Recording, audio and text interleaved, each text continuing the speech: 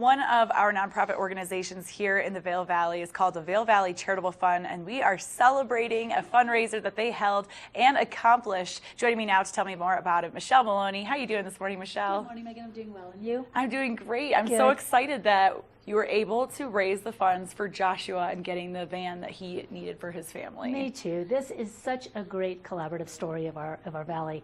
We held a fundraiser. The Vail Valley Charitable Fund helps Eagle County residents that are struggling financially due to a medical crisis. When the need's greater than $5,000, we host a community fundraiser. And we did one of these in October for Joshua. He is a 14-year-old middle school student out of Gypsum Creek Middle School who has cerebral palsy, and they needed a van. He is 140 pounds and his mom is our size, and so she was physically, their family, lifting him in and out of this vehicle.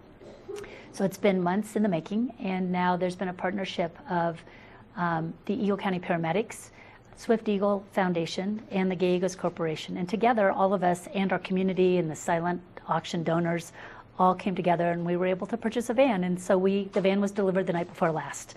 And now this was held back in November. Here's a shot of Joshua and the van and his family. They look so happy, and it's such a wonderful thing that the Vail Valley Charitable Fund, and again you said Eagle County Paramedics, Swift Eagle Foundation, and Gay Eagles Corporation helped to make this possible, and also the community came together. Tell me a little bit about the event, because I know it was back in November. It was. We had it at the Eagle Vail Pavilion, and so we had silent auctions, but all kinds of folks brought food, and I mean it was a phenomenal day. We had local entertainment, and it was out in November. It was outside, and it was when it was still warm, which we were kind of lucky. We had a late winter, but it was great. It was out at the pavilion, and I mean we had 150 people or so that came, and people would just stop by and say, I can't stay, but I want to be able to contribute to the cause. And so it has been something that I think the community has really taken an interest in, and seeing that Joshua really needed this vehicle, and when you have no mobility, something like a van with a lift is really key, is really crucial. And you just got this van 2 days ago. Just 2 days Have you heard ago. back from them yet? Yes, I got a delightful, just the most wonderful thank you note from Monica, his mom, and Carlos, his dad, and that will go in the paper. But it has changed their world. I mean, to be able to get Joshua safely back and forth and without having to physically lift him. All of his doctor's appointments are in Denver, so it's a reliable, sturdy, great van, and it was delivered free of charge from Minnesota. It comes from this great dealership in Minnesota, and so it's been really fabulous. Now, for the viewers, because I know Vail Valley Charitable Fund is involved with many events across the Vail Valley, tell me a little bit about some of the things that you're involved in with Vail Valley Charitable Fund. Okay, so like I said, we give one-time grants of up to $5,000. So a medical crisis can change someone's world. You're going along fine, both couples are working, and then all of a sudden one is out due to an injury or a long-term illness.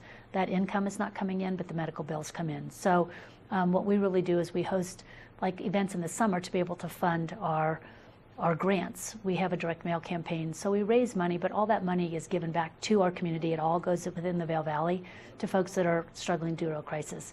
But then we do have these big community fundraisers when the needs are greater, and we're hosting one on February 23rd for a woman, Carol Carlson, who's got MS, has had it for 26 years, and she's going to Mexico for a stem cell transplant.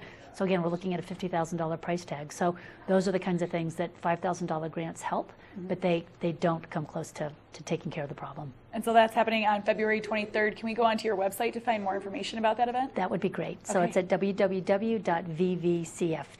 All right, great. And we can make donations there as well. Yes, and if you see Joshua's van and you want to be able to say, oh, I wish I could have been a part of that, or I want to be a part of Carol's comeback, any of those things, if you just earmark it, then we'll make sure that that person gets those funds. Great. Thank you so much, Michelle. Appreciate you you coming on today to talk about that. And congratulations to Joshua and his family. Wonderful thing that you did there for them. vvcf.org to make a donation and to find out more information about the upcoming fundraisers for our community. Coming up next, we're going to take it back over to Ken. He's going to give you a look at First Chair and the weather forecast.